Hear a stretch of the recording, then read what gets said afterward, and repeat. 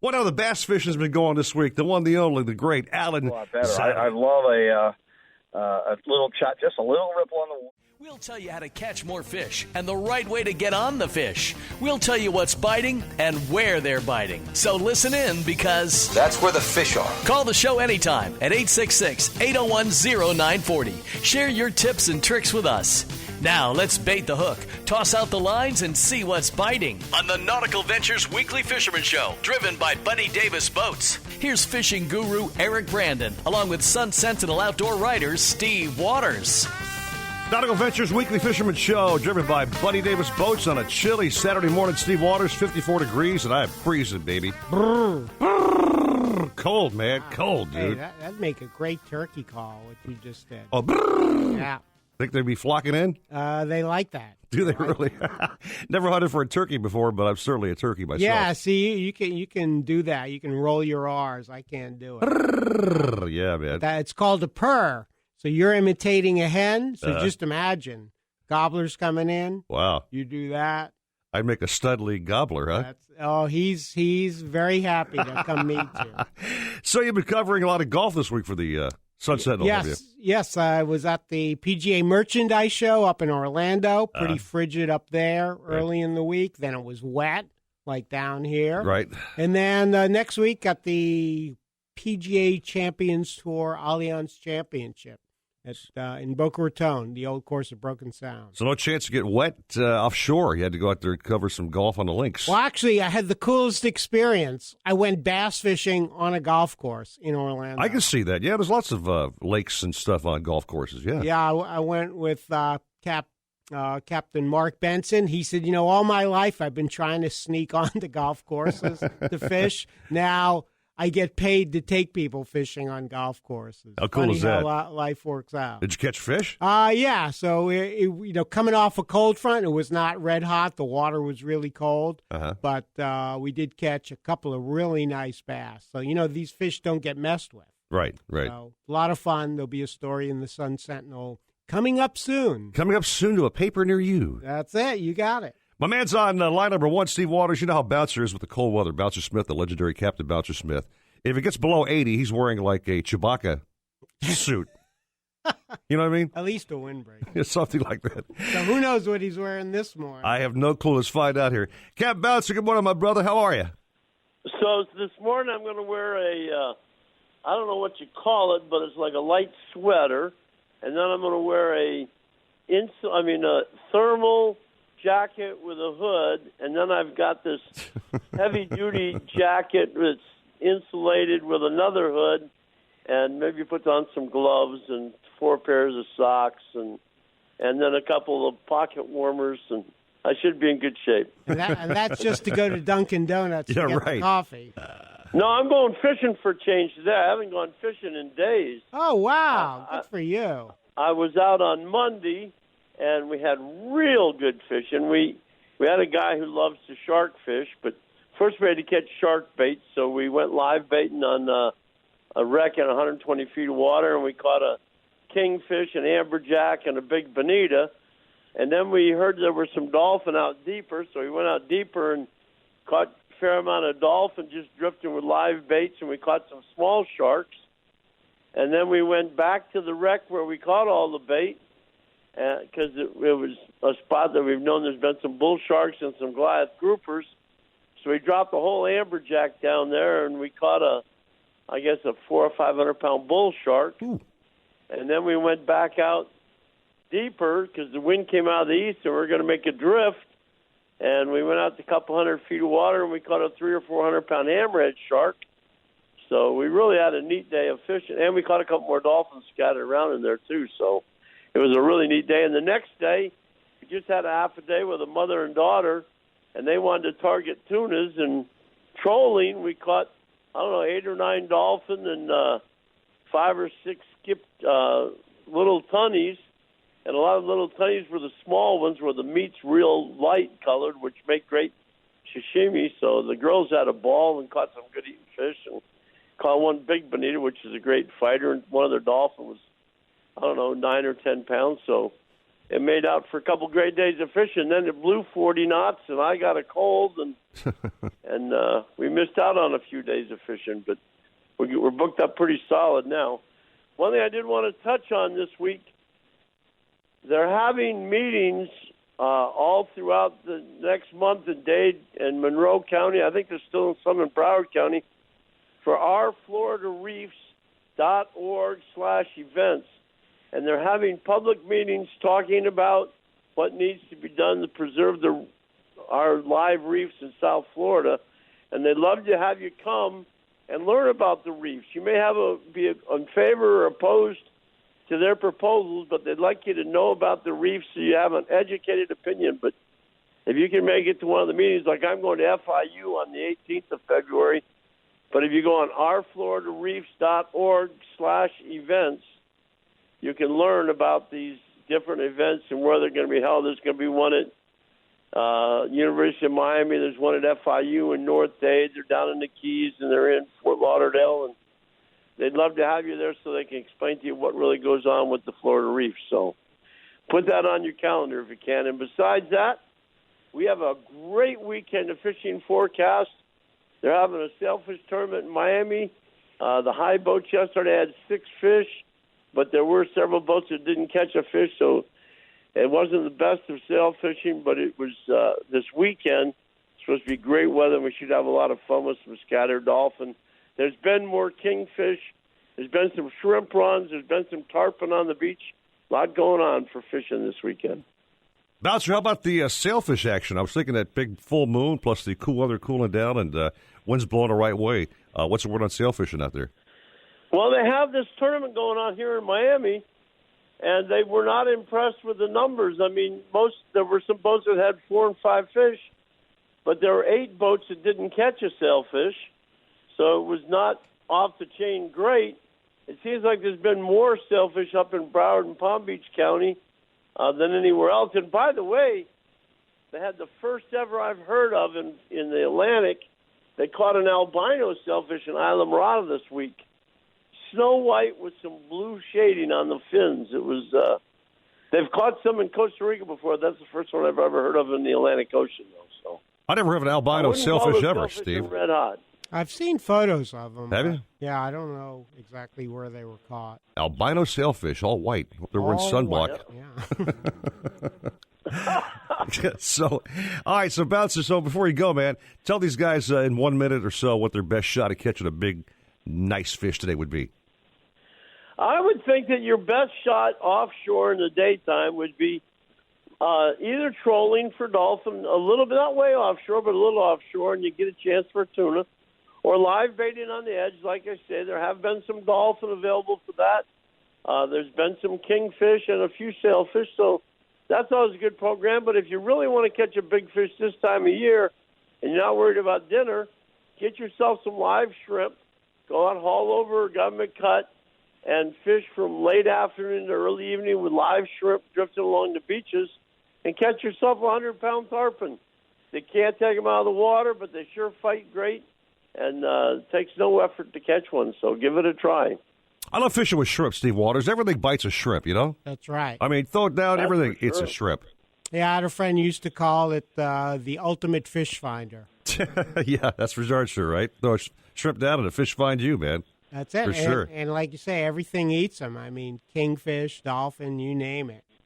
All right, Cap Bouncer, listen, have a dry day, a fine, warm day. If we have a chance, we'll call you back after 7 o'clock and we can get you back in the show. We'd love to be on with you again, so you guys keep us entertained in the meantime. Send me a picture text of all your outfit stuff you're wearing today, Cap Bouncer. All right, I'll do that all 9 layers, okay? I'll send it when I get dressed up. All right, buddy, thanks a lot. Line number 2, Steve Waters, our good friend up in Snappy Happy this morning, Tony DeJulian, out there in the fishing waters. See what he's doing this morning. Hey, good morning, Tony. How are you doing this morning? Good morning, guys. Doing excellent. Enjoying this weather. You like this cold stuff, huh? I like it a little bit. I like it a little bit on the cool side after it being hot all summer long.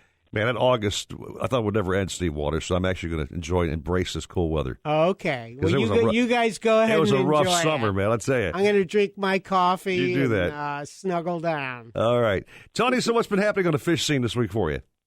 Well, it's been a little bit up and a little bit down. The sail fishing doesn't seem to quite get going real well. One day it'll be good. The next day it's slow again.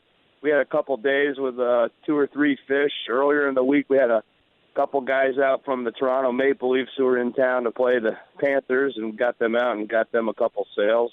But it's been kind of hit or miss, so to speak.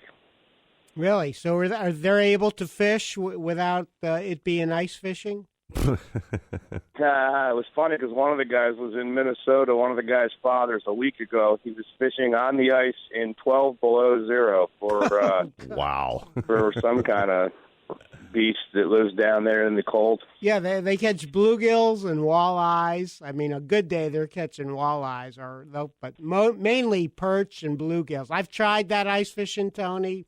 I don't like it. Well, I'll take your word for it. I was thinking about trying it, but I'll take your word for it. Okay. Well, we're back down here in the thawed waters of South Florida, so let's see what's biting around town here. Tell me about a couple fish you got this week. We had some. We've got some a little bit of northeast wind today, 5 to 10. The fishing should actually be pretty good today.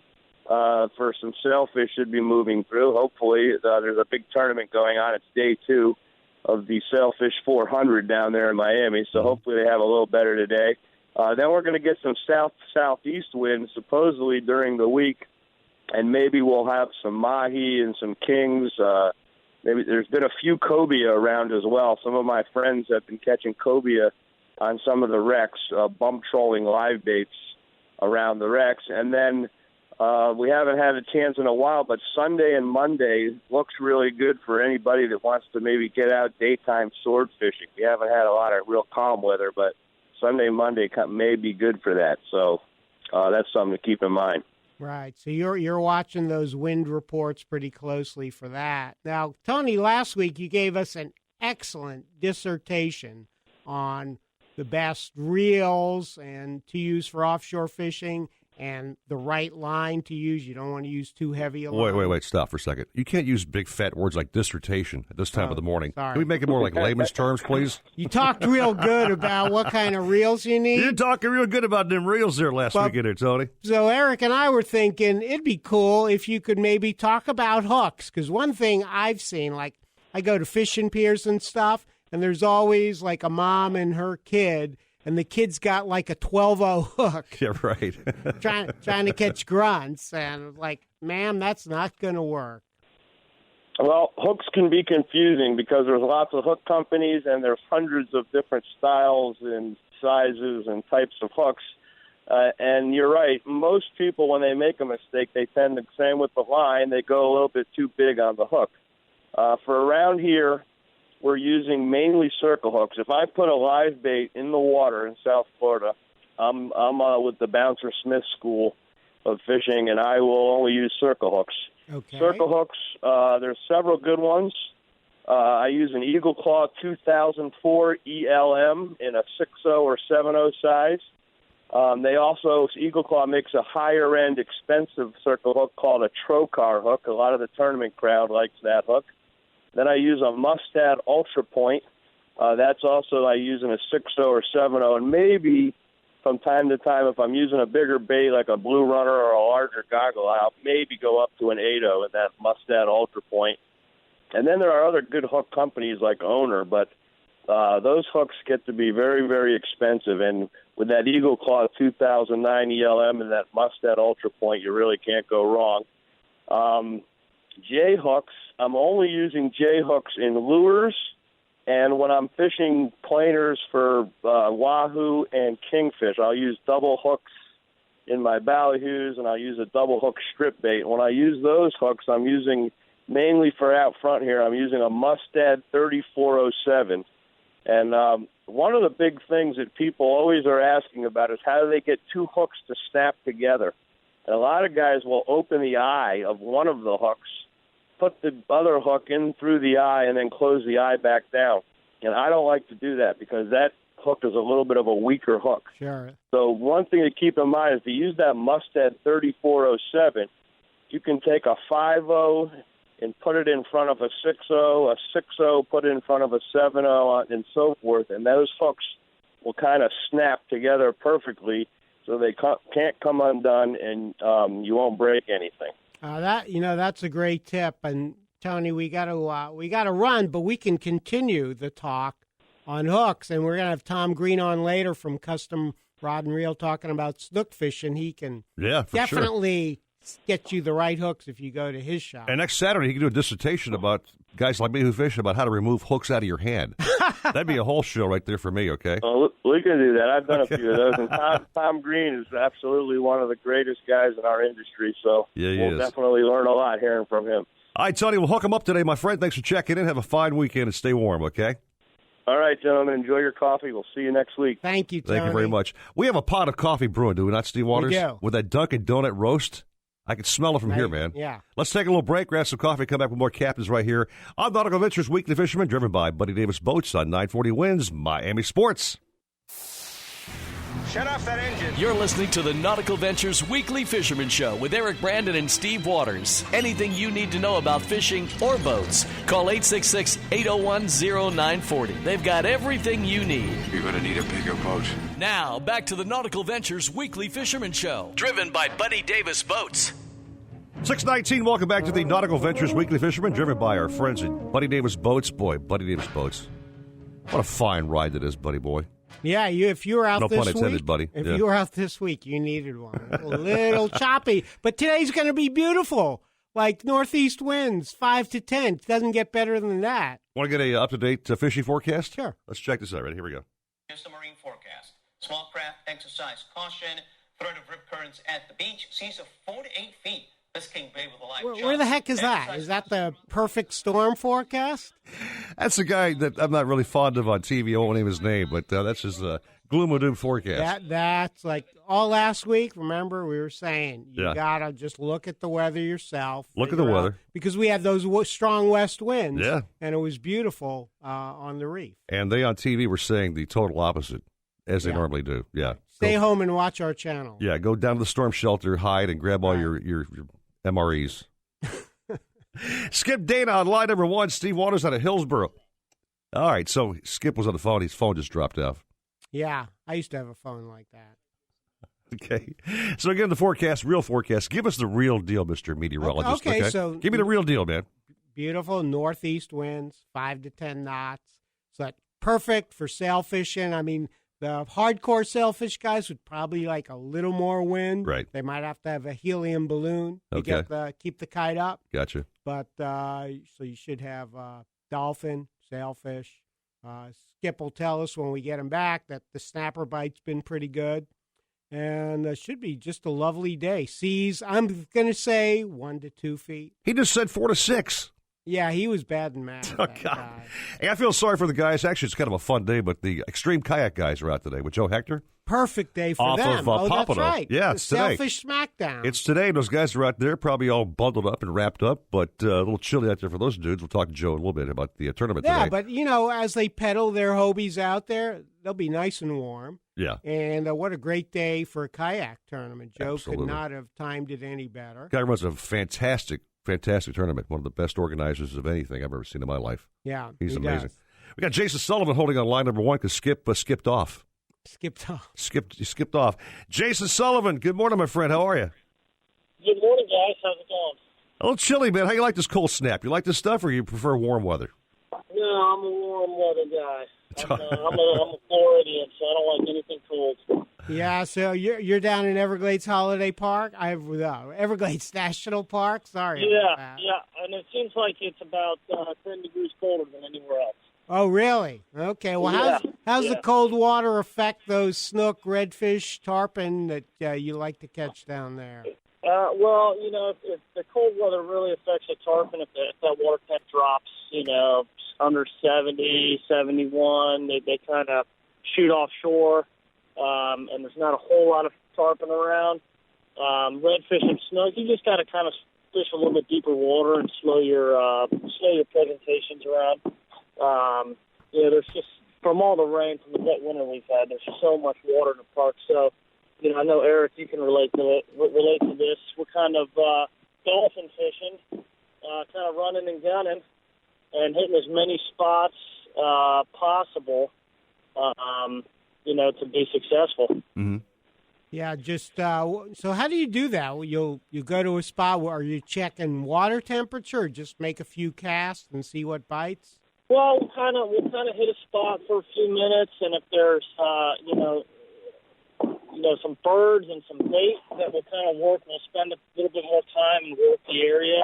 But after a few minutes, if we're not seeing much, we're out of there. We're going to the next spot, and that's kind of been the pattern. It's just you got to hit it's almost a numbers game. You got to hit as many spots and as many areas as you can because there's so much water, and these fish are just kind of spread out everywhere. Oh, so all that additional fresh water from the rain has absolutely.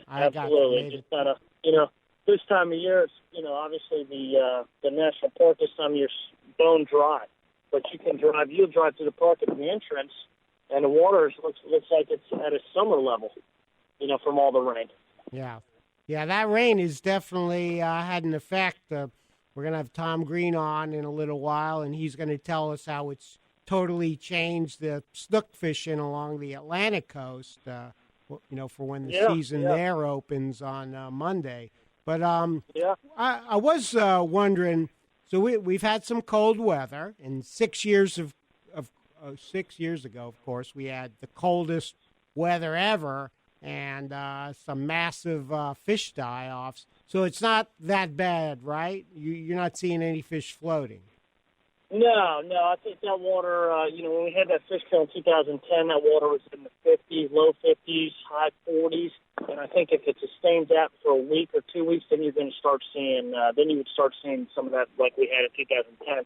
The water temps now are in the high 60s. Last week I had them in the low 60s. But we still caught snook. I got a great story for you. Actually, last Friday we hooked a snook on fly, got stuck. The fish made a run to the mangroves, got stuck, and we broke them off. Got wrapped around a tree and broke them off. Yesterday, fishing the same general area, my angler hooks a snook, gets the fish to the boat, and I'm thinking, man, that looks. It's got the same size fish, same shoreline, same, within 30 yards of the fish that we hooked last week. We pull the fish out of the water, and he's got the fly that I tied on the side of his mouth. Wow. What are the chances of that right there? Well, that's amazing. See, that's why we like to tag fish. Exactly right. So that fish, that's it. That fish is home. So that's amazing. Yep. So you got your fly back. Got my fly back, took the fly out of the fish's, side of his mouth. But just pretty cool to see that fish really didn't go anywhere in a week time. Yeah, that's awesome. All right, Cap. Well, listen, we got to rock and roll and move on to the next captain. But man, stay warm and stay sheltered and catch some fish. Sounds good. You guys too. Okay, man. Thanks so much. Thanks, Jason. All right, we tried it before, Steve Waters, but phones can't be fickle, as you know, in the world of technology. Yes, sir. And we have Skip Dana back on line number 2. Let's see if he's actually going to get back on the air. Hey. Hey, there you are, man. What's up, Skip? Good morning, guys. I dropped you last time. Heading out to check out for the Sailfish 400 last day today. Oh, you're in that tournament, huh? Good deal. Yes, sir. Yeah, how was the sail fishing yesterday for you? It was really, really slow. I think there was hold on a sec. What is he doing? I don't know. Either he's looking at the scoreboard or his phone has left him again. Sorry, you there, guys? Yeah, we're here, Skip. Go ahead, man. The boys are firing the tunes up.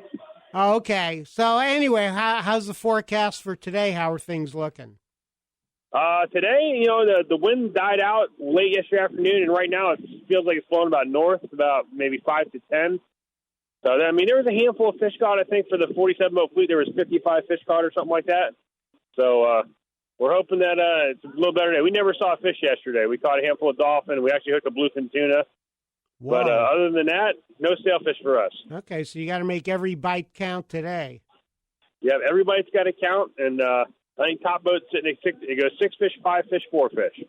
All right, Skip. So, besides the tournament, how's the Helen S. Fish City Pride been doing for your customers on your boat? Good. They caught a nice bunch of yellowtails and a few nice muttons this week. There's been a few cobies around, so fishing's been good. I think Skip sounds like he wants to get off the phone, Steve Waters, and prepare for a tournament. He wants to go. I hear it in his voice, the sense of urgency. I'm good.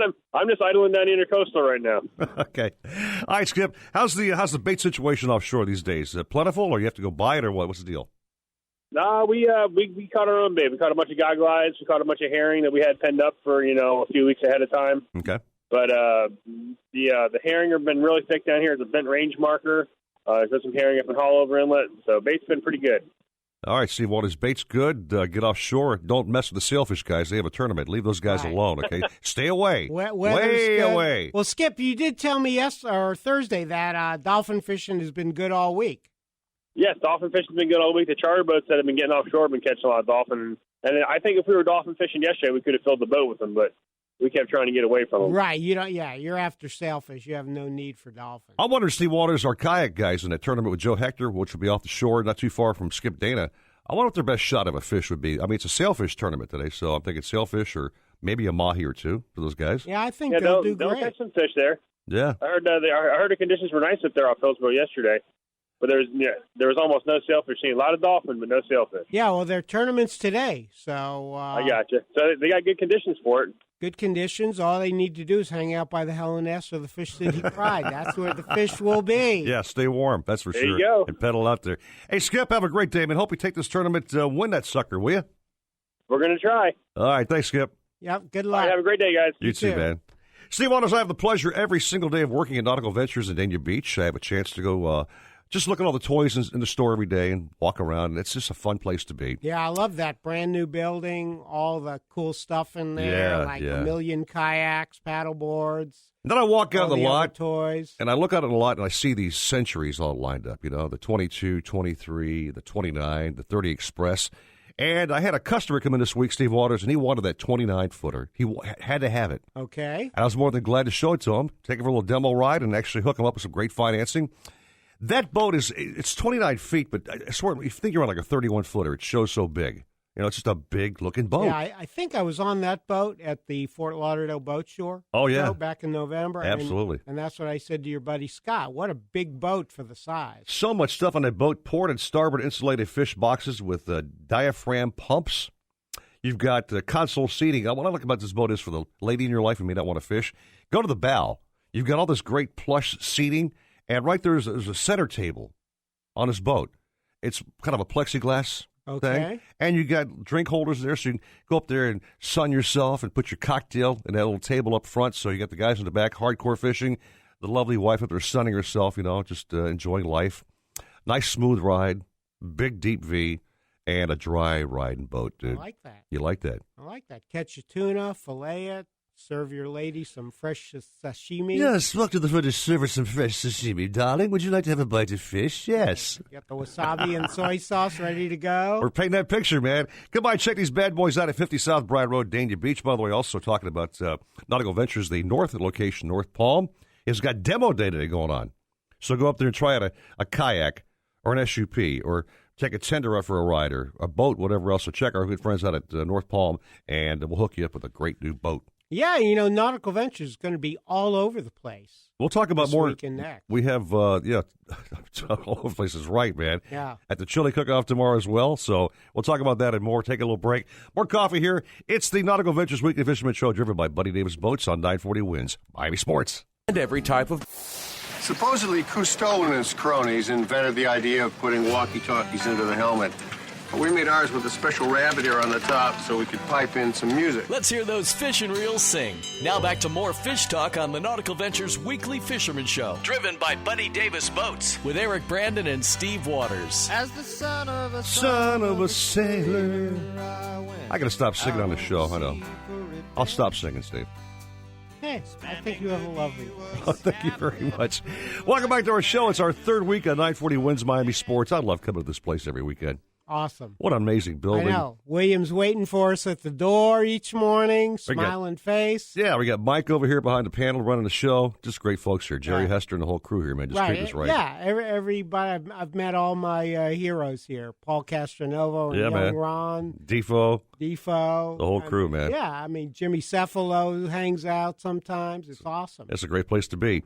Steve Waters, I'll tell you one thing. When it comes to boat maintenance, man, I am a complete idiot. I mean, seriously. No comment. I admit it. Okay, I have no skills when it comes to boat maintenance, okay? Changing spark plugs, changing oil, forget about it, man. I just don't have any skills. Yeah, and you're not too keen on those trailers either. Nor am I on trailers either. But the man who knows more about this stuff, every week I meet the man and watch how he runs the shop at Nautical Ventures. Rick Buckner, head mechanic, the main man over at Nautical Ventures in service. And we're doing some shop talk right now. Rick, first of all, good morning to you, my friend. How are you? Good morning. How are you doing? Morning, Steve. Good morning, Rick. Rick. We're doing good here, and you? Oh, good. Hey, Steve, I got to tell you something. You there? Yes. All right, listen.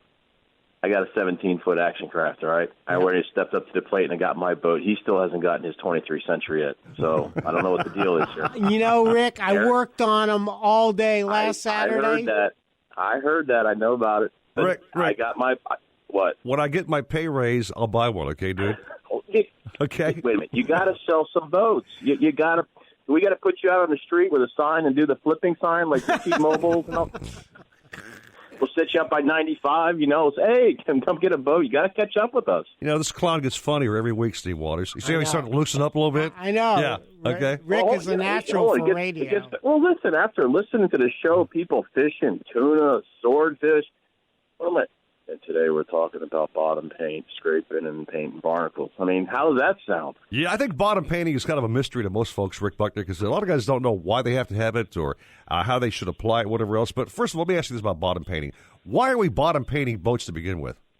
Well, you got to bottom paint boats that stay in the water because if not, you end up with blisters, and it's more like a cancer, and you start rotting out the fiberglass or the metal that's underneath the waterline. You start having metal corrosion and fatigue. Mm-hmm. So it's a way to protect the bottom of the vessel while it's in the water for long periods of time. Now, is there one standard bottom paint to use, Rick, or is there a variety of paints out there? Actually, you know what? My God, bottom paint today, there's just so many manufacturers today, and they all do the same product, but it all depends on the location of the boat, the kind of water you're in. Mm-hmm. You know, if you're in a marina, is it behind the house? You know, there's a lot of boats around you. It depends. And the best thing to do is to get with someone like us in our department or in a shipyard and tell them where you're at and, you know, apply the proper bottom paint to it. Now, I'm asking this question, Steve. While I'm trying to think about this kind of like an ecological question. What does it protect against? What kind of critters would it keep off your boat? Pretty much the barnacles, the sea life, the marine life that's under there that attaches itself to the vessel.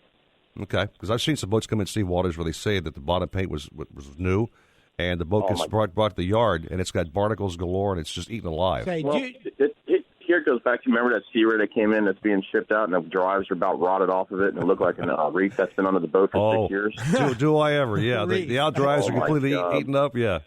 Well, that's the thing, you know, when people do their bottoms, again, you know, it's always back to the trailer maintenance and the boat maintenance. It's something that when you purchase a boat and you leave it in the water for long periods of time, you've got to put that cost factor in there because the minute that you skimp on it from not doing the bottom, you know the bottom's still good, so I'll just leave it in the water another year. Well, as that bottom paint wears down, and as soon as the barnacles attach themselves to raw fiberglass, you just open up a pore into the hull, and then that's where the problem begins. And then the same thing with the dry. People skimp on doing zincs on there. They skimp on. Some people have actually, we've seen, start using bottom paint on drives, and they don't understand that too much copper that's on these Mercruiser drives, they start rotting out correctly, or they don't prep the drives properly, and then here we go. In a year, they're wondering why half the lower unit's already rotting off. Exactly right, yeah. And it definitely, even if you don't have the rot yet, it'll definitely affect the boat's performance, right? Mm-hmm. Oh, yes. Yeah, Eric and I were out fishing one day. We saw this charter boat, and it was kind of rolling out there. Oh, that was Jimbo Thomas's boat, right? Yeah, and the bottom, Rick, you would have, I don't know, you probably would have had to put on like a mask to work on the bottom of that boat. It was rank. It was nasty, man, yeah. He could have went fishing right under the boat, then, I guess you're saying. That's what I'm saying. Yeah, like you say, he had a reef on the bottom of his boat. So, wow. Rick, how long does bottom paint normally last before you have to redo it again? Well, it depends. You got bladed paint, which, you know, misconception, you get divers out there that do bottom cleaning. If you're using a bladed paint, I'd really recommend, we tell a lot of our customers, don't even touch it. If you're an active boater, believe it or not, running through the water, the paint, the algae and the stuff that's on the bottom boat will wear off. There is a barnacle down there. We tell the divers just basically knock the head off. Don't go scrubbing down there with a brush and what they call rejuvenating. But if you're a person that ends up pulling the boat out of the water, you know, you leave your boat in the water for a month or longer and you leave it on a lift, you go with the hard bottom paint, and then that's significant enough. All right, Rick, I got to wrap it up here, man, but to actually bottom paint boats, we do that at Nautical Ventures. We offer that service. Oh, my God, dude. We got 130 out of the water right now. We're doing a soda blast job. Oh, yeah. All right, Rick. Folks who want to join your upcoming workshop can actually email you at rickb@nauticalventures.com. Is that correct? Yes, sir. All right, Rick. Well, thanks so much. Have a fine day. I'll see you at the shop a little later on today, and I can bust your chops. All right. Have a good weekend day. All right. Hey, Rick, great info. Good stuff, man. On line number 2, Steve Waters out of Hillsborough, our good friend every weekend. Captain Stan Hunt holding patiently. Stan the man. Good morning to you, brother. How are you? Hey, good morning, guys. I'm doing great. How about yourselves? Trying to stay warm, man. You a little nippy out there in Hillsborough, or how's the weather treating you? It's a little nippy. I like it, though. Reminds me of being in the tree stand, a nice early morning. That's right, the hunter that he is. Yeah, how the seas looking from your boat, which is right there. I heard you guys talking about the weather earlier, and I guess the weatherman isn't entirely wrong because he's pretty much, calling the seas for offshore there and out in the Gulf Stream. But, Steve, you're right, though, because it is beautiful with the west wind. And usually when this happens, when they're calling for northeast wind, it's usually still beautiful and cold and west in the morning, till about 10:30, and then that wind will start switching around north for an hour or two. Then it'll come around northeast, so it'll kind of swing probably anywhere around 11 o'clock there. So, we got a beautiful morning. Kayakers are going to have a good time, and we've been catching some fish. Yeah, that's the most important part. Yeah, we fished in that rough stuff there the last week here. We pretty much fished every day. We had one group of guys that fished 6 days in a row. And they really wanted to get out sword fishing, so we went out there, I believe it was Wednesday afternoon or Wednesday morning. It was blowing really west, raining the whole trip. Made 2 drops, no sword bites. But we did find a bunch of dolphin running in, so we caught some dolphin then. Nice. They had a good trip. And actually the day before, we caught a bunch of dolphin right in about 500 feet. There's been a lot of scattered seaweed and stuff out there. We were just picking at them the whole time. I think we caught 30 fish. We kept 24 real nice ones and had a blast. So a couple fish out there. That's a lot of good eating fish. I'm a meat man, so for guys like me hearing about those 24 dolphin, man, that says to me meat, fish on the grill, dude. Yeah, those guys must have been happy, Stan. They were really happy, and we tried to get a few fish for dinner and for the friends and family too, and they ended up taking pretty much almost every one of them left us 4. So wow, they're happy. But yeah, they had that was kind of like their deal, come down and catch some fish, put it in the freezer, and be on their way. Okay, so in 30 seconds, what would be your game plan for today? What I'm doing today, I'm going to go out there and start trolling. My people kind of want the same thing. They want to catch some meat. I'm going to do some trolling, some wahoo trolling. Tide's a little lower right now. It should start coming in here pretty soon. It should give us a better bite. But, start off trolling, and then I'm going to do some bottom fishing, hit a bunch of wrecks, try and catch some snappers or amberjacks or maybe a cobia today, this weather. All right, Cap, we'll catch them up, Stan, and hopefully we'll get this whole crew of this radio station on your boat and fish with the Defoe, and maybe we'll get to Paul on the boat, and you, me, and Steve, and have a day of it. Yes, definitely. I actually have a few openings this week, so I want to definitely try and get you guys out there. Sure. When Steve is done covering 85 weeks of golf, we'll get him on the boat, okay? All right. You guys can go. Chicago Michael. Oh, come on, place. Steve. Anyway, thank you, Stan, so much. Have a good day, buddy boy. All right. Thank you, guys, and thank you at Nautical Ventures for having us on the air. It's always a pleasure. Thanks so much. What a nice plug there from Stan. Very nice. Good job. Boy. Steve Waters, let's go jump in the water, go down about 10, 15 feet and catch a bug. Oh, really? Yeah, what do you think about diving today? Maybe. This man the water temperature never bothers Jim Matthew, of course, our expert on lobster diving. He's on line number 3. He has a wetsuit that rivals what Bouncer wears. I'm thinking he's always nice and warm. Jim Matthew, my bug man, how are you, buddy? Excellent. But, this is definitely winter diving, boys. Yes, winter it is. Diving. Yes. Water temperature's down to 72, 73. And with this outside air temperature, you're going to want to be in the water, which is funny. Water's warmer than the air, Steve, which is kind of bizarre, man, right? That sounds good. Yeah, that's like in rough seas. Like, you know what? I'll go in the water. Yeah, right. You can stay up top. So I see how that is. So, Jim, just real quick, any tips for colder water weather diving? Wear a wetsuit. I'm up to the 5 mil wetsuit with a little hoodie on there.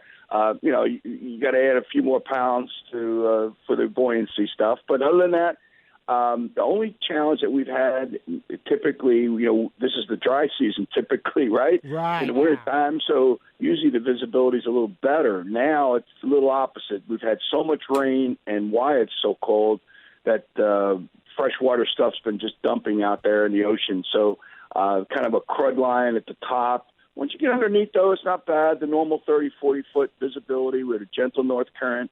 And a big tip on the bugs. They're still out there. Can you believe it? They're still out there. We're still catching them at about 75, 85 foot. And not bad. Not bad. They're onesies, twosies, nothing, thick, but constant, and a lot of shorts, which has promise for next year, Sure. that, hey, wow, they're there, So not bad, not bad. Steve Waters, Jim Matthews not shy about posting his big bug catches on Facebook. Oh, I know. I've noticed. I know he's not too shy about that. I saw one post this week, Jim. That was a big sucker you caught there, man. Nice big one. Yeah, it was nice. And the funny part is when you catch one of those big ones, you look in the hole there and they got the hair on their legs like that, and you go, oh boy, and they're actually pretty easy to catch because most of them they come out and challenge you. They come out of their hole because they're used to, dealing with other predators type of thing. And, they actually make it easy for you to catch them, put the snare around them, and boom, okay, all of a sudden, what the heck is going on? And then a lot of times, the real big ones, they catch you. I mean, they're hanging on to your arm or leg or whatever, and you're trying to stuff them in the bag.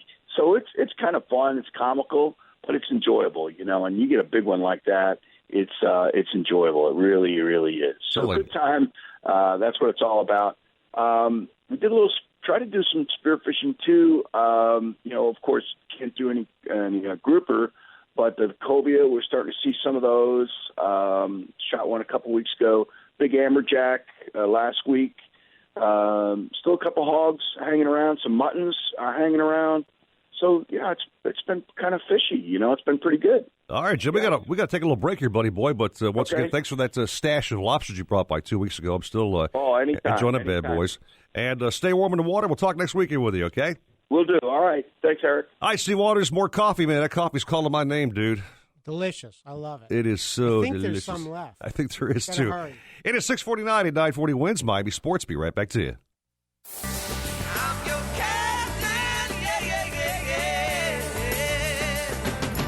Got a question for the captains? Call the show now at 866-801-0940 and get hooked up. We tried to contact them several times by radio, but they didn't answer. Now, back to the Nautical Ventures Weekly Fisherman Show, driven by Buddy Davis Boats, with Eric Brandon and Steve Waters. 6:54 on a very chilly Saturday morning. Welcome back to the Nautical Ventures Weekly Fisherman Show, driven by Buddy Davis Boats. Steve Waters, my good buddy. The Sun Sentinel, you've been covering golf all week long, so obviously no newspaper stuff about fish catches. Well, actually, I did have a story about snook season. Actually, you did. And I talked to Captain Chris Lemieux. Oh, you did? Okay. He told me he was looking forward to catching some sailfish this weekend. Well, speaking of which, man, good tie-in. He's on line number 2. Well, perfect. And he also told me that, as you heard Jim Matthew talk about, all this fresh water gets dumped out the inlet. Yeah. So Jim said you got to go dive down through the layer of crud, and unfortunately, Chris has to fish in that crud. Chris Lemieux, good morning, my friend. How are you? Good morning, guys. How are you? Well, a little chilly over here, but we're doing fine. How's the fishing been for you this week? Well, just like you guys were just talking about, that layer of crud kind of messed up the fishing a little bit yesterday. Mm-hmm. Pretty much yesterday was the first day we could get out, that we weren't rained out or, storms and everything else and kind of weird winds. So, got out yesterday morning, had decent conditions. Current-wise, there was a good north current. Wind, had enough wind to fly the kite, nice northwest, cool morning, and thought the sailfish were going to bite and set up, and 5 minutes later, caught a sail on the flat line, which was good, and it started there and ended there. Ooh. Caught one right away, 5 minutes into it, and never saw one the rest of the trip. So, I don't know, it's just weird. The water was real, real dirty, from all that fresh water they're dumping out in the ocean from all that rain. And it was just really tough conditions from everybody I talked to. And if you looked at the stats from the Sailfish 400, I think they had some issues down that way too. So pretty tough fishing, it seemed like, from everybody I talked to. It's called lack of sailfish, Steve Waters. Lack of sailfish. Well, I mean, Yeah. sailfish, they don't like dirty water. Just like, you go to take a bath, you want nice, clean water. Thank you, Steve. Yeah, normally, that's the way it works, yeah. Right, normally, okay. right? Right, Chris? Yeah. Back Yeah, me up exactly. here. That's a good analogy. All But, right. we did catch a kingfish, and, we did try bottom fishing a little bit, but it just seemed like yesterday was a little slow. I'm not sure if it was just because all the fresh water that was dumped out on the reef and out there, but I went all the way out to 400 or 500 foot of water, and it was dirty all the way out there, so wow. hopefully we had good north current yesterday, so it should pull that fresh water up to the north and get it out of here hopefully quick. And the fishing should be pretty good here the next couple of days. I mean, at least the weather's nice. That's for sure. It's going to be great boating conditions, sunny. Yeah, is it looking good up in Boynton? Yeah, it's beautiful this morning. Light little breeze going on and nice and sunny. It looks like, a little cloud, but it should be a great day to at least get on the boat. Worst case scenario, you catch a couple fish, All right, Chris, well, good luck fishing, my friend. We got to move on, but we'll talk to you soon to get you on next weekend, okay? All right. Thanks, guys. You have a great day. You too. Chris. Wonder how this cold snap affects the freshwater bass fishing, Steve Waters. Probably with the cold and the rain, probably makes it a little difficult. Let's talk to our favorite friend on line number one, my buddy. Our favorite freshwater friend. He's my freshwater buddy. We just bond like, glue and paper. Don't get him started. I'm not going to rile him up, man. Alan Zaremba, the bass man. Good morning, dude. Hey, guys. I'm trying to stay warm this morning. It's a little chilly out here. Just waiting on my clients. They're supposed to show up here in a few minutes, and we're going to go out and get some fish. And yes, it's been a little tougher this week. Though, in saying that, I've hooked some snook. I've had some people actually get some really big snook on. Anyway, so far they're kicking my tail. But we've had a number of snook caught this week. The peacocks are biting. They're in schools. They're in packs. When you find them, you can sit there and kind of hammer them for a little bit. But it's still not. You can't expect to catch great numbers right now. That's all. But you'll still catch them, and it's fun. Sure. Right. And I think in one of your reports you said they were running a little smaller as well. They are. They're not as big as I was catching them about a month ago when I was really getting some really nice ones. But in saying that, yesterday we got some in the 3-pound range, and on artificial baits, light tackle, they're still a lot of fun. And of course, I'm using the same things to catch the occasional snook. And I had one guy earlier this week get a snook on that was. I'm estimating in the 15 to 20 pound range. Ooh, nice. He had a really big hit, and it was caught right behind your old house, or hooked right behind your old house. Uh-huh. And he just couldn't get him in. Just came off. It didn't even break off or anything.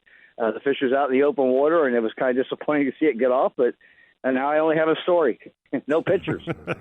If I'd lost that fish, Steve Waters, you'd have to bleep me on the radio, dude. Seriously. Bleep, bleep. Alan, so what's the game plan today, man? Go out there, use some top water or use some plugs or what? No, very little top water going on for me right now, but we are definitely getting some on the jerk baits. I'm still using the Storm Twitch baits.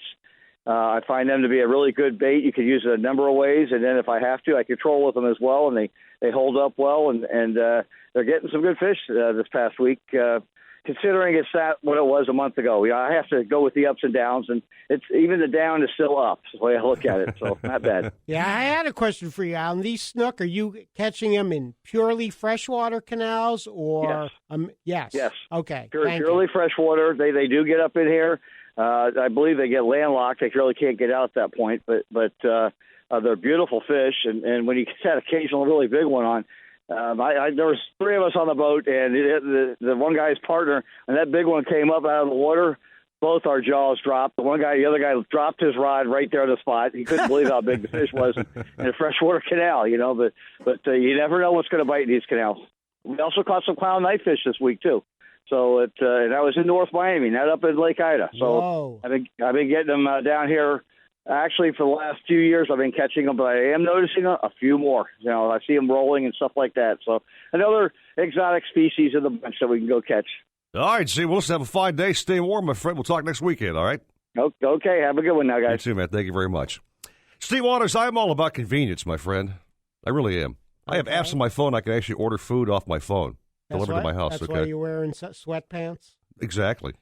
I'm just the kind of guy that likes convenience. Okay. Now, being a boater my entire life, I've always dreaded the old gassing up the boat routine. Got the boat behind you, pull up to a gas station, cars are going all over the place, you're trying to get your boat by the pump, and you know what, dude, that's kind of dangerous. Yeah. And it's a pain in the butt, right? It is. Unless you go, when I had my bass boat, I like to go at 3 in the morning. Not too bad. Oh, that's nice. 3 o'clock in the morning to gas up. No thanks. I'll tell you what I'll do. Do yourself a favor. Call our friends at Luke Fuel. Why, Steve Waters? Because they come to you, bro. How much easier can that be? Yeah, it can't get any easier. Luke Fuel will come to you no matter where you are. Behind your house, if you got your boat there, at your dock, in your storage area, front yard, wherever you are. Wherever the boat is. They will go out there and fuel up your boat. There's nothing easier than that in the entire world. So how does that work? Do you call them and make a time, or they show up, or they like the cable company? Well, for example, if you call them at 305-432-3487, you talk to one of their fine folks there. Right. Tell them how much you need and where you are, and they'll say, okay, sir, what time should we be there? And they're going to be there. Oh, my gosh. Yeah. So how do they do it, actually? They have these big trucks, right? Pull up to your place, roll out that big hose, goes all the way back to your back dock if your boat's there. They just pump the gas for you. You're done. You pay them. On their way they go. So I got my Century or my Buddy Davis in the backyard. Yeah. And they can reach it. 300 gallons of fuel, no problem. Or your glass stream. Yeah, that one too. Wow. Wow, man. Really simple. So that's too simple. Save yourself the hassle, man. Call them today. Luke Fuel, 305-432-3487. Luke Fuel, 305-432-3487. It's Luke Fuel, and they deliver to you. Take a break. The big 7 o'clock hour coming up. Steve Waters, Joe Hector. We're trying to reach this man. He's got a tournament going on today, and he's absolutely swamped. He smacked it down. Smacked it down with 85 kayakers from all over the world, I might add. I know. So we'll talk to him and a whole lot more at 7:02 at 940 Wins Miami Sports. Welcome back to the Nautical Ventures Weekly Fisherman Show, the radio show that's put on by fishermen for fishermen and all about catching fish. Never did see so much activity. Call the show anytime at 866-801-0940. We want to hear from you. If you think you're nervous now, wait till you're on the air. And here to hook you up with local captains and crew so you can reel in more than bragging rights is waterman Eric Brandon. I can't function without my coffee. And Sun Sentinel fishing writer Steve Waters. Coffee is ready, sir. Now, back to the Nautical Ventures Weekly Fisherman Show, driven by Buddy Davis Boats. Waterman Brandon, does that mean like water on my brain, or am I underwater? No, you spend your entire life on the water. A waterman, that's like in the Chesapeake Bay area. That's like the ultimate compliment. Well, I'm glad he said waterman. Yeah. Thank you very much. And the coffee was ready. And the coffee's ready. It is 7:08. It's 52 degrees here in South Florida right now. A nice-looking Saturday morning. A little nippy. I like the cold snap myself, Steve. Yeah. I like it. A little break from that heat, man. I like it cool, but not too cool. I like it just the way it is right now. Okay. Keep it for a couple days. Gotcha. Thank you very much. Back to Fish and Smack. We go down to Bud and Mary's, our good friend, longtime captain on the show here, Richard Stanza. Good morning, my friend. How are you? Eric, Steve, good morning. Are you cold, or you like the warm weather better? Well, I enjoy a little cold weather, and actually, we need that. It kind of changes the situation around and creates the atmosphere we need for the fish that like it. So overall, there's not a lot of difference, though, between the temperatures where you guys are at and where we're at. I think probably about 3 or 4 degrees. Mm-hmm. And we got a beautiful day down here. I mean, gorgeous day. The winds are gentle, blowing northeast. And, offshore, interesting, and this is kind of what I'm talking about, the water temperatures have dropped dramatically in the bay and the shallow water. And what that does is it forces a lot of bait from the shallows out into the deep, along with a lot of different types of fish. And, right now, this time of the year is what we call our sailfish season. And yesterday, when I got home, I noticed a lot of sailfish flags flying. These fish are out in about 90, 135 feet of water scattered all up and down the reef, mainly feeding on the ballyhoo, which are being pushed, out from that north wind over towards the edge of the reef. A lot of kingfish showing up, which we hadn't seen that in the last few years. Again, they're in pretty much the same depth. 130, 135 has been the most consistent depth, but they'll be shallower. They're scattered up and down the reef, but really a concentration of them, you got to find them. They're kind of schooled up, and you'll know that by looking at where the other boats are. Mainly live bait, pilchards, cigar minnows, things like that. It'll help you to use the chum on the kingfish. Along the reef itself, we've been talking to Captain on the Miss Alamorada, Captain Ben Loy, Fishing's been good. They missed a couple of days to weather before I was gone those few days, by the way. But right before I left Monday, Tuesday, and then yesterday, that stirred-up cold water is really working to their favor. It's pushed that cloudy water out over the edge, and what happens, the fish get a little more confidence, get enough chum in them. We call that getting them drunk on the chum, and they bite great. Yellowtail fishing was excellent yesterday and has been on most days that they're going out. And that yellowtail fishing is taking place about 65, 75 feet of water.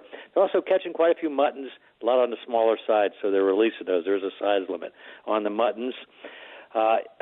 In the backcountry, we say backcountry, but this time of the year, most of the guides are actually fishing oceanside. Again, that relates to the cold water.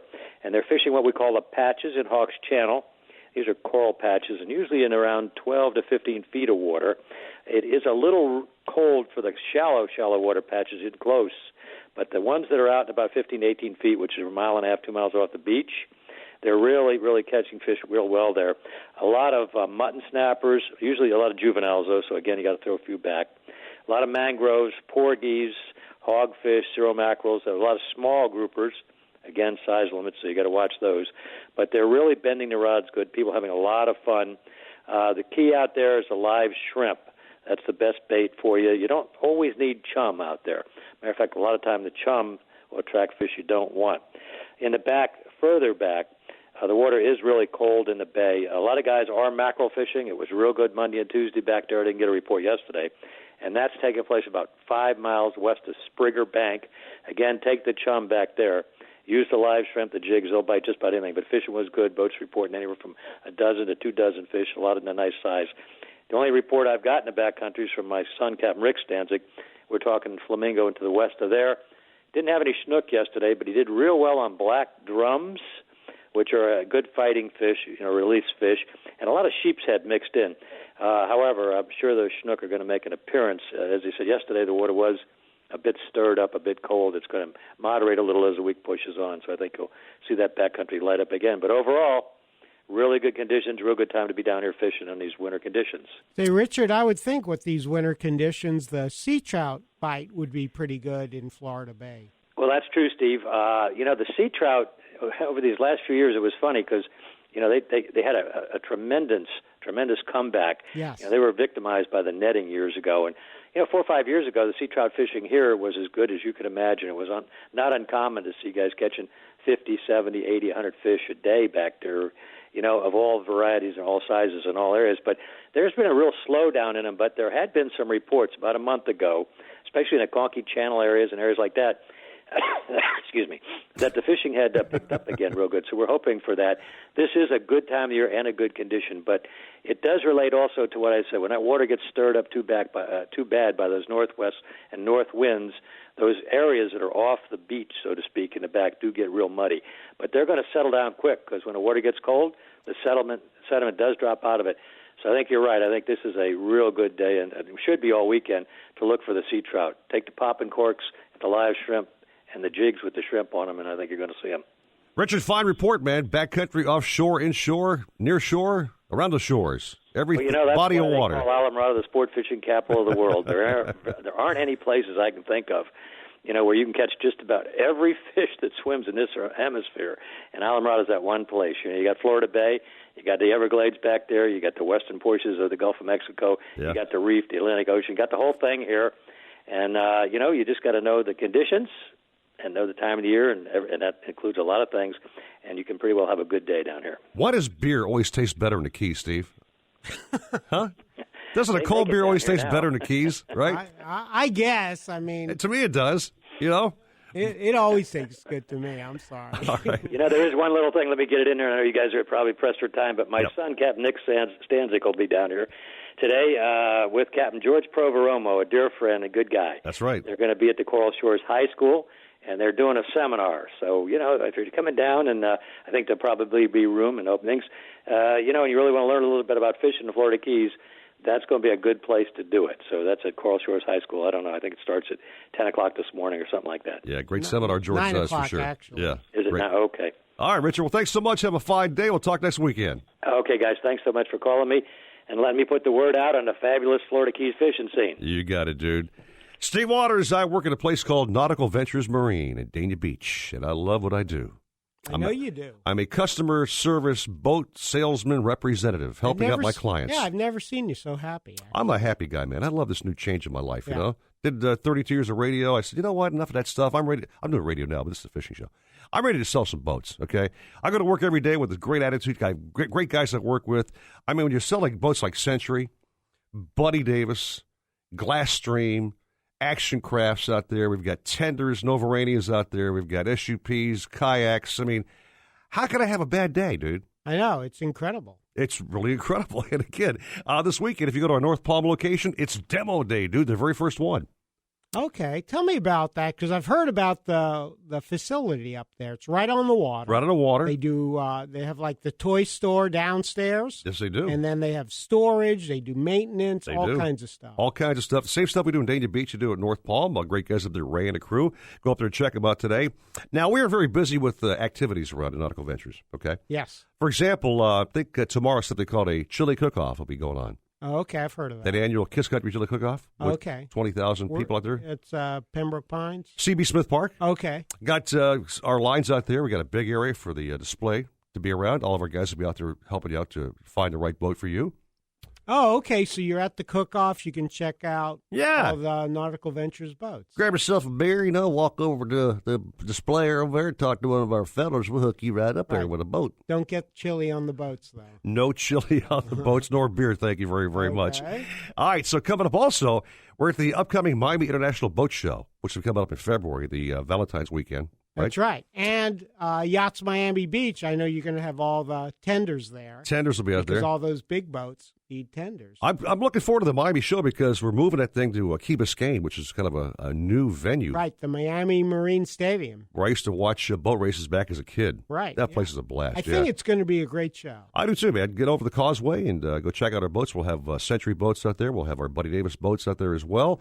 Our Glasstream boats will be out there. So come by and check us out. Yeah, you know what's going to be there? I was talking to Frank Ferraro, the carbon fiber Buddy Davis.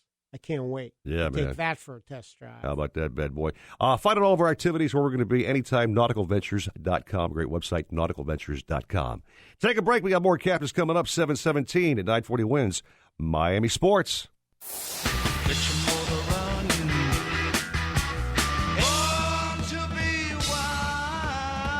Need to get on the water, but your boat needs a little TLC?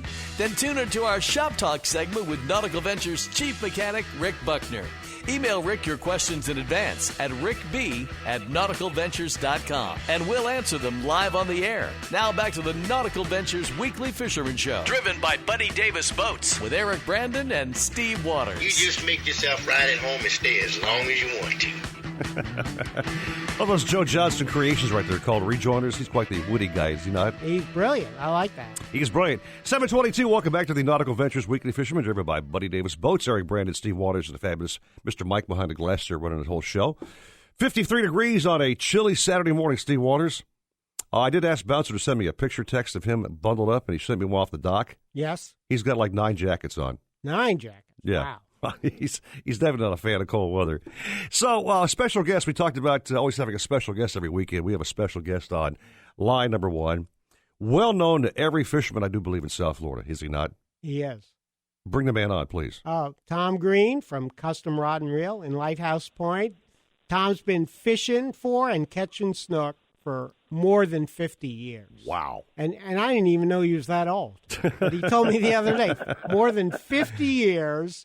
I started as a little kid, and if he's probably forgotten more about snook fishing than most people know. So, Tom, welcome to the show. Good morning, guys. How are you? Doing great, Tom. You are such a well-known guy with what you do, of course, at your shop. But, again, snook fishing is a big topic down here in South Florida. You are the snook man. Talk about how you got started with that whole sport with snook, targeting snook, I'd rather. Well, what happened is I grew up in Boca Raton, and I'll never forget I went down to the boat ramp one night, and the cigar minnows had moved into the intercoastal by the billions, and the snook and the tarpon were just blowing them up everywhere. I was 11 years old and did not have a cast net. There was a guy standing there on the dock, and he says, take your rod and stick it in the water about 2 feet down from the edge of the shore and push them up, and the bait jumped up on the shore. I reached over and grabbed a cigar minnow. I walked to the end of the dock on the shadow line and dropped it straight up and down, and I hooked a snook. And that process took about 30 seconds. And he was hooked ever since, Steve. When he measured it, back then the limit was 18 inches. Wow. The first 17 snook I caught were all 16 to 17 and a half inches. I finally caught one about 19 inches. I grabbed it, jumped on my bike, and drove home. Wow. That's the true story on how I caught my very first snook. Very cool. And I come back, brought my brother back, and we sat there and caught him the rest of the night. So, Tom, have you actually developed several different techniques for catching snook? I mean, on your own? Well, I've developed many, many, many of the ways that we fish. I mean, I've got some buddies of mine that grew up fishing with me here locally in South Florida. And when I was a kid, we used to fish Palmetto Park Bridge or Camino Real Bridge. And most of the guys would throw feathers and this type of stuff. And the mullet were in the canals and feeding, and they blow up at your feet, and you look at them, and everybody's throwing a feather away from the bridge, bouncing the bottom on the outgoing tide. And I just sit there and look at those mullet, and I said, I don't want to catch those little snook. I want the big ones. So we developed methods of how to, hook a mullet. I definitely devised the method to hook them underneath the throat, where I throw the bait upstream, let the bait come back to the bridge and the shadow lines by keeping tension on the line, forcing the bait to go deep. Just as the bait gets to the edge of the shadow, you release that tension. The fish turns around and says, I better get up. And he turns around trying to get back up, and the snook are laying there, and they nail a living dog out of him. And the cool thing, Eric, is snook season opens at 12:01 a.m. Monday. Aha. So Tom will tell us everything you need to know if you want to catch a snook on Monday when the season opens. Yeah, call me Tuesday. I'll tell you where they were. It's really kind of funny. I mean, I hate to tell these stories, but years ago when the season first opened, I fished every night, so I knew where they were. And we didn't have that many closed seasons back then, but I was pretty well known for one thing. A guy would come in the store and said, "Did they do any good on Flagler and Palm Beach or Stewart or Boynton? And where was the bite last night?" And I'd send 10 different guys to 10 different spots and tell them all to fish an hour different on the tide and give me a report in the morning how they did. So the next day, I knew where the fish were, what time they bit, because I'd pick the brains of all my guys as to see what they did. And then I'd go fishing the next day, and they did all my running around for me. And those are some of the secrets I did years ago. But with the amount of people that come through the front door of the tackle store all the time, and it used to be kids that are snook fishermen. Now we got some of these kids that have grown up, and they make $50,000 and $200,000 a year and have boats and this and this, and they're still addicted to snook fishing. I tell the story, if you're a striped bass fisherman from the Northeast, you're still a snook fisherman because it's the same thing. Right. The habits, the techniques, the methods are still really the same thing. Steve asked me the other day, where would I fish? There's a couple of places that I guarantee the fish are at. We know they're on the bridges. The biggest thing is with this cold water, the deeper channels and the deeper areas, start of the outgoing tide, there's several lures like what they call the flare hawk. Some of these other new swim baits are doing real good just to get a bait down deep. You can literally troll the channels in some of these bridges and catch snook and have pretty good results. Just make sure you get your bait down. The biggest and most important area to fish right now, with the amount of rain we've had, the snook are in the spillways, and they will be in these spillways for at least another week or two until the water clears up. I heard the guy talking this morning about the sailfish. Yeah, the sailfish quit biting because the water got dirty, and they're not feeding good. The guys called me yesterday. Where can I get goggle eyes? I had 200 goggle eyes in my live well, and they all died. Oh, right. All that fresh water is dumped from the spillways, it dumps in the canals, and it killed all the baits on a lot of these guys' fish pens. Very, very important stuff. But the Lake Course Spillway, our Boynton Spillway, you got Boca Spillway, we got one off Hillsborough Canal, down in Fort Lauderdale. All these spillways will have snook in them. Now, you can go and catch live shiners, buy live shiners. You can take your artificial lures, is what's the method of choice, and go up in there. There will be a good bite. There's always a good bite in the canals at the crack of dawn. So this morning, sunrise is about 7 o'clock. You get that break of light about 6:20, 6:25. If you're in the canals and you're starting to see jack crevalles breaking along the seawall, number one, you know there's fish there. Number two, that's when they're going to start feeding real good. If you got 1.5 hour, that is the number 1.5 hour of the morning to fish. Grab your cup of coffee, get on the seawall, go to the boat ramp, the boat dock, wherever you got in your own boat, and fish for that hour. You still got the same type of stuff late in the afternoon, but it's nowhere as good as the early morning bite. The next thing we always work on is if I want to go to Hillsborough Inlet, I'm going to fish the start of the outgoing tide. I'll get there before high tide, and I'll make sure, because I don't want to miss the tide, because a lot of times the tide is really affected by the moon. Say, Tom? Dr. Smith and all the guys that fish Miami can tell you that the tarpon bite will be at 1:30 tonight, but if the wind changes direction, it could be at 1 o'clock. Hey, Tom? So they're always there early. Tom, snook season's going to be over by the time. So yeah, go ahead. That's a ton of information. I'm going to say right now, you have any questions about snook, there you go, lures, how to hook go by the shop. That bait, yeah. You go to Custom Rod and Reel there in Lighthouse Point. Tom, Mike, Jordan, all of his employees, they're dialed in. They will help you. And I'll tell you where they are. All right, Tom, thanks so much. Great segment on snook fishing. I learned so much in that 8-minute spot, Steve. I learned something on the show every weekend, man. I thought it was supposed to be a half hour. Goodbye, guys. Come back with more Fish Smack at 7:30 on the dot at 940 Wins Miami Sports. Shut off that engine. You're listening to the Nautical Ventures Weekly Fisherman Show with Eric Brandon and Steve Waters. Anything you need to know about fishing or boats, call 866-801-0940. They've got everything you need. You're going to need a bigger boat. Now, back to the Nautical Ventures Weekly Fisherman Show, driven by Buddy Davis Boats. 7:35. Welcome back to the Nautical Ventures Weekly Fisherman, driven by Buddy Davis Boats. Chilly Saturday morning, going Steve Waters, our captains, are out there braving the chill and catching them some fish. You know what I mean? Yeah. Well, you know what? That's what fishermen do. I talked to Bouncer Smith last hour and kind of challenged him to send me a picture text of his get-up he was wearing for fishing today. And Bouncer, am I right? Is it like 10 layers? Or what do you got on there, buddy? I got a collared shirt, fairly thick material, and then I have a Columbia wear fleece. Uh-huh. And then I have a flannel insulated or a hoodie insulated nylon jacket, and then I got a heavy insulated waterproof jacket, and I'm feeling snug as a bug in a rug. He's got that waterproof Snuggie also Steve Waters on, so he's all ready to go. Yeah, I saw that text. He looks like Nanook. Yeah.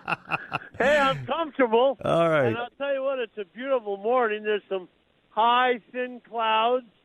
The waves are about 2 feet at the most. Mm-hmm. We're catching herring and pinfish at the Bent Range as fast as they can drop their rigs in the water. We bought a bunch of pilchards from Ashley Live Bait. So we are ready to go catch some fish, and we're going to go out and catch some kingfish and bonitas and snappers anchored up on the edge in about 90 feet of water, and then we might go out deeper. We got some young men on here that look like they could really be challenged by a big amberjack, so we might try some of that.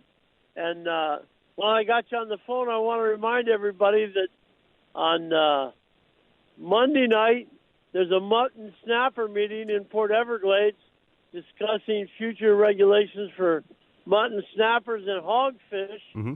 And then there's a whole series of meetings coming up about our Florida Reefs, and you should really go to ourfloridareefs.org/events and try to make it one of these meetings where they're discussing the future preservation of the reefs of Florida. So, Bouncer, coming up. That reef stuff's important because among the measures being considered are marine protected areas, which translate into no fishing, no spearfishing zones. A lot of the divers that I know are up in arms because they've proposed no spearfishing using scuba equipment. so you'd only be able to free dive and spearfish. That's got a lot of people up in arms. There's all kinds of stuff, and the people with our Florida reefs are like, well, we're just putting everything out there, so you need to go. And they're just going to make a presentation. They're not taking comments, but you can follow up with written comments and say, I like this proposal, I don't like that proposal.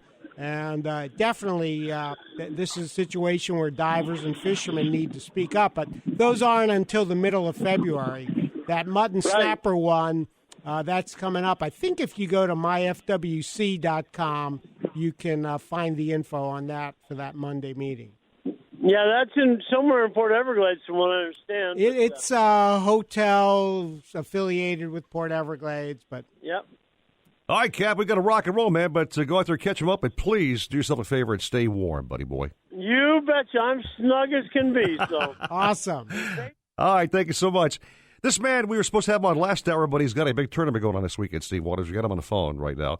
Joe Hector with Extreme Kayaking must have had one heck of a start this morning. Joe, welcome to the show, and talk about that fire-off this morning, boy.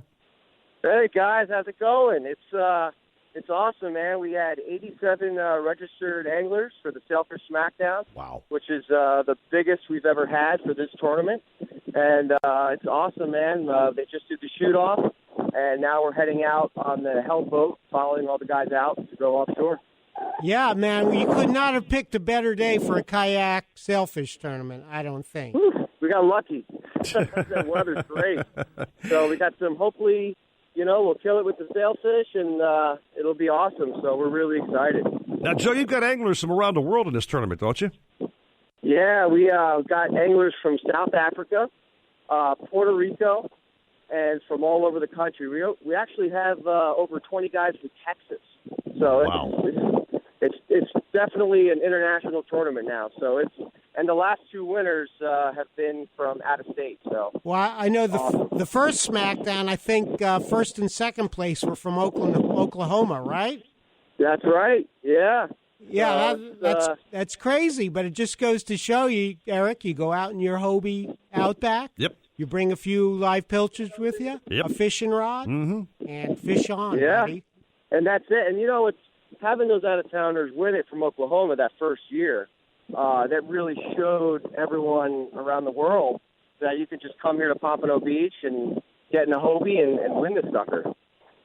Well, Joe, one of our guys from Nautical Ventures is fishing. I kind of pulling for the guy. Ryan Jones is out there competing, so he's from Oklahoma. So, Ryan, go out there and tear him up, dude. Oh, he's got two things going for him, Oklahoma and Nautical Ventures. That's right, man. We're actually right by him right now. I'm watching him right now. So, heading out, so that's go Ryan. He's ready to win, man. And by the way, of course, if you guys want to get in this extreme kayak fishing thing, you need a kayak, do you not? So what better place to get that kayak and the advice than from Nautical Ventures? Plug. Oh, I know. definitely. Well, the last demo day Nautical Ventures, I was talking to Ryan. We were talking about getting your kayak set up for this type of fishing, maybe with one of those Hobie live wells and rod holders, all that stuff, cooler. You got it, baby. The whole setup at Nautical Ventures. Hey, Joe, great job. What time is the ceremony today? Well, today's going to be day one. It's a 2-day event. That's and right. then we'll have the award ceremony tomorrow at Bonefish Max in Lighthouse Point from 6 to 9. And that's welcome to everybody. And that's where you give out the checks. That's right, the checks, man. We the give trophies. Out the cash, and we got some free QR rum. All right, Joe, great job as always. Stay warm out there and tell the fellows we said hey, okay? All right, guys. Thanks so much. I'll talk to you soon. Thank you so much. Got time to throw in one more captain, a great guy on our show for many, many, many years, Steve Waters. Love this guy's stuff down in Key Largo. Captain George Clark Jr. George, welcome back to the show, my friend. How are you? Hey, I'm doing good. Well, good for you. Hey, we're on 940 winds now, so it's great to have you with us. How's things in Key Largo? How's the fishing?